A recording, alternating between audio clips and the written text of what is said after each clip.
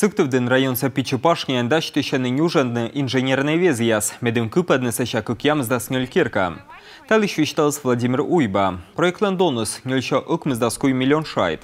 Таиш отдор того кырымалсны шорничам, вечерки ижвайн кыпадасны лыжен котралан база. Дава веслан станция.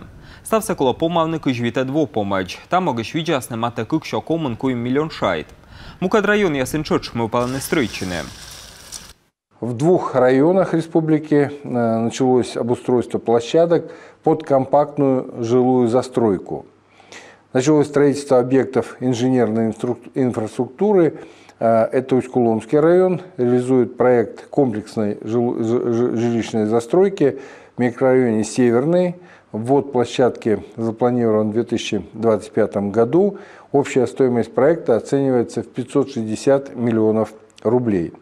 Здесь будут созданы условия для строительства 253 индивидуальных жилых домов и 4 домов блокированной застройки. Качтыштам, колем вощикца район ясылмада могеш, комин виджесны вичо 6 миллион шайт. Нёщо 6 миллион сещетес республика.